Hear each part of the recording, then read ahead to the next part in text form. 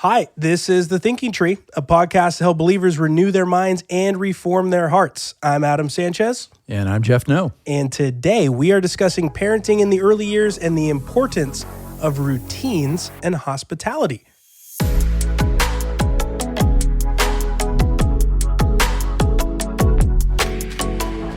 Now, we have some special guests in here with us again. Almost like they just never left. Almost like that. We just decided to keep you guys here. We just can't get rid of them. It's fantastic. So we have the lovely Tanya No, wife to Jeff No, and party planner extraordinaire. Oh, there you go. Decorator extraordinaire. Matchmaker. Fellowship matchmaker extraordinaire. It's great to have you, Tanya. And we have Dave Hubbs, who I hear might be retiring soon. Pretty soon.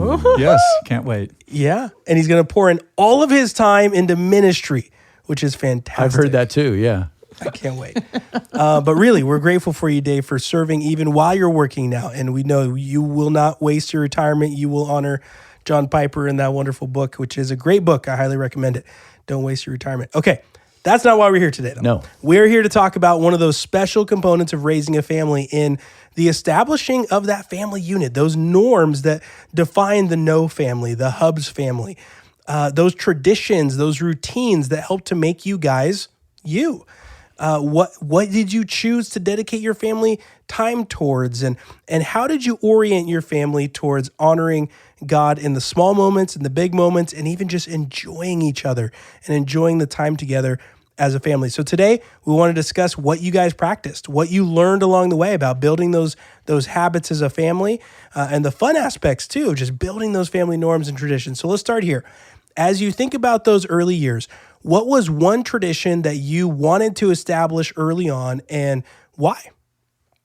This is a fun one. It is a fun one. And it's a loaded one because there's like so many traditions. Yeah.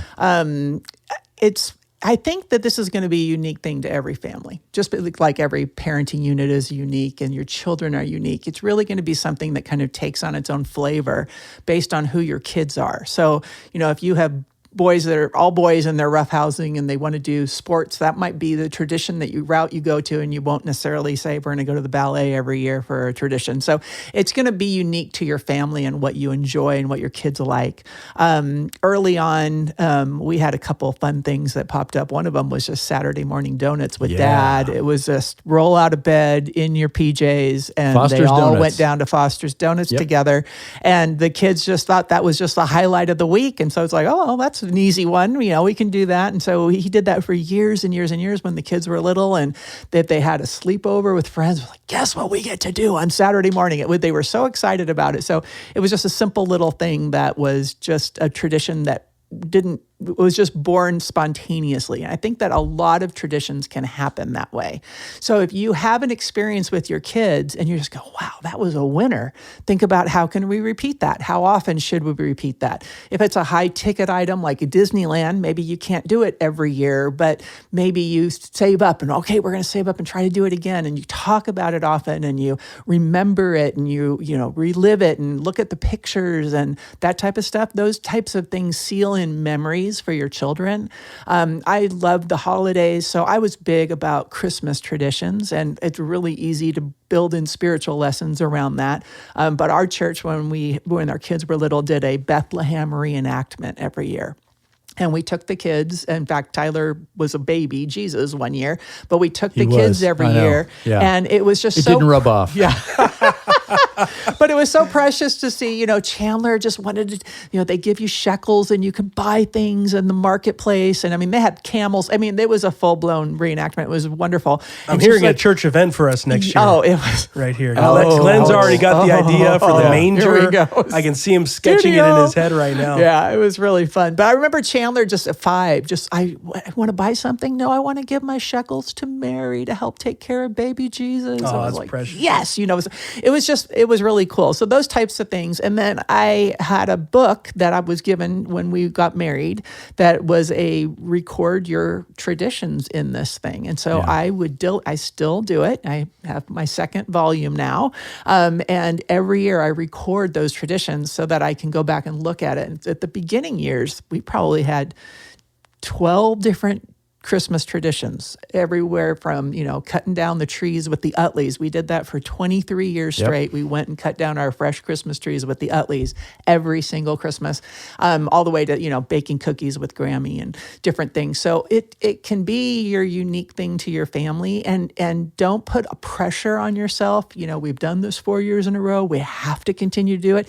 If it loses its verve, if it gets too expensive, if the kids don't care anymore, it's okay to say, okay, well, let's make a new tradition and hold loosely to them, but you're still building memories. You're still building into your children, into their love banks, into their giftedness and their talents, and but prioritize that memory making with your children. It will really be important, I think. Yeah, some of it is spontaneous, but some of it also has to be intentional. And the reason behind the donut thing was very simple. I was gone Monday through Friday, long hours. And so I wanted the kids to feel very special with Dad on Saturday morning. That was my time. So they always got excited. It's Friday, Dad's home. We look forward to donuts. We talk about what kind you want this time. And so I would just say to any of the guys listening, if you're gone Monday through Friday, make the weekend a big deal with your kids. Really, really spend time there. That was huge. Mm-hmm. The other thing we're already doing this with our grandkids. We make church exciting. We talk about how fun it is. Like Colson already, it's like, we're going to church. Build that into your kids. Let them know it's a special time, but you can do that early on. And that was a tradition we talked about all the time, how exciting it was to go to church. It's huge. That's good. Yeah. So we had a couple, and they were intentional. One was at Christmas. We gave our children Christmas gifts, but we never opened them up on Christmas Day. And we always waited until the Epiphany, which was like 12 days later. And some people would think that that's abuse, that's child abuse. but our children actually grew to love it and respect it because we felt that the presents kind of distracted from Christmas Day, distracted from the meaning of Christmas and focusing on Christ and the Christmas story. So that was one of our traditions. The other that I really enjoyed, and looking back, it's probably the most significant thing I did, was I tucked all 4 children into bed at night, every night, and I sang them the Nighty-Night song. And please do it, Dave. Come on, Dave.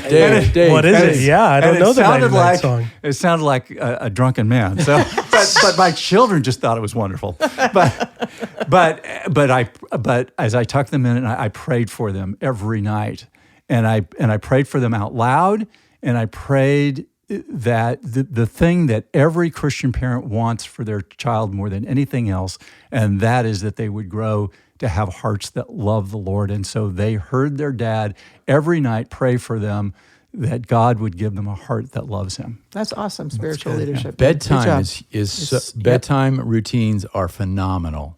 Yeah. So think about it. Think clearly about what you want to create. Make it something the kids look forward to, but that prayer time is huge. That's good. Talking about routines, bedtime's a key one. Waking up in the morning could be another one.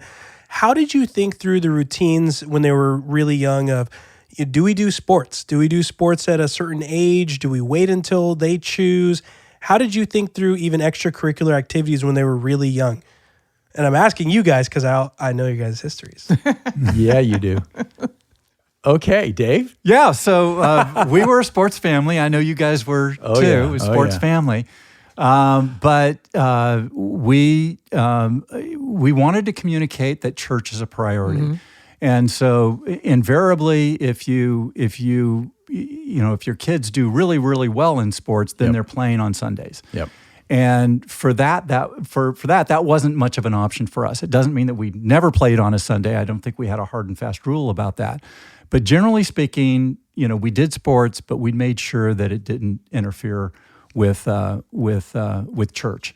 And then in terms of extracurricular activities, because we homeschooled, we were always doing stuff with the kids and with other Christian families that were just really enriching, to be with other Christian families and do things that really built us up in the faith. Yeah, we thought it was really important for our kids to, even Chandler, who wasn't naturally athletic, but Tyler was, but both of them, we want to give them that chance to go out there and meet other kids and to meet unbelievers and even have those conversations, which was really interesting. And they would see the difference between Sunday school and the kids that they played with. And then being able to talk them through this idea that sports is fantastic. Winning is great, but it's not an idol, right?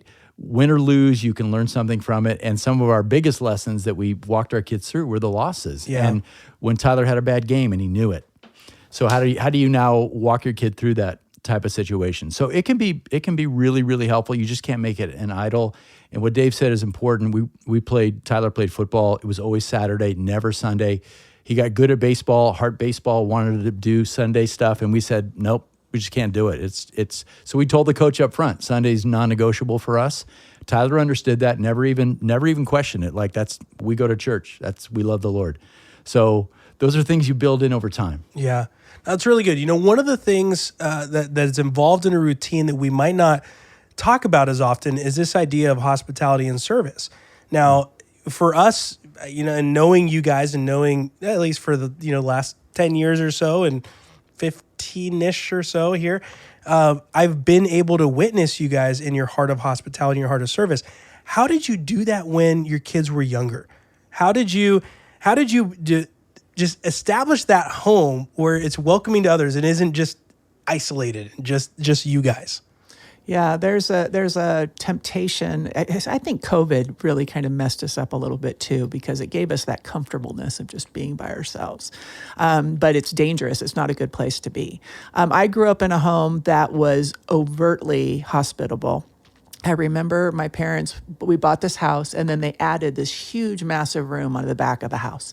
And when that room was done, Dad gathered us there. We prayed and dedicated that room, and technically the whole house, but that room specifically to the Lord's use. He went to the pastor and said, anything you need ever is going to be done in that room. No questions asked. And it was. We were hosting, it was constantly being used. So that's what I was kind of used to. When we bought the house in Castaic, we stood there and prayed over it and said, Lord, this is your ministry home. Do with it as you will. And we wanted to teach that to our children and have that kind of same mindset.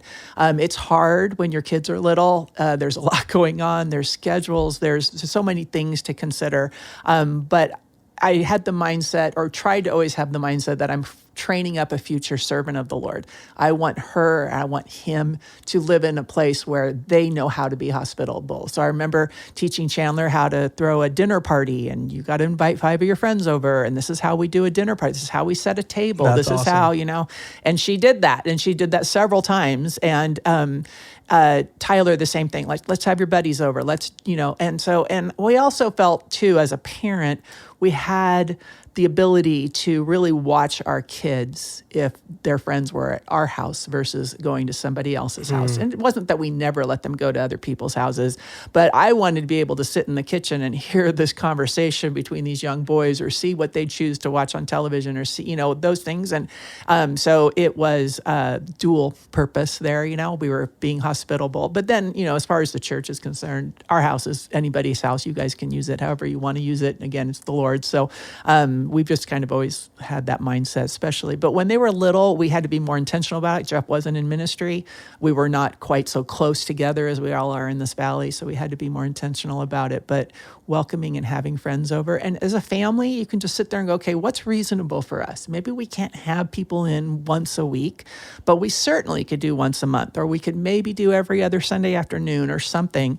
And then as a family, deciding which other families do we want to encourage, and who else do we want to get to know better, or who do we want our kids to be around, and then be intentional about inviting those families over and getting not together. waiting for others to invite you, but being the one who says, we want to open our homes, and then reaching out and inviting. And if people don't return your call, don't be offended, move on. Right.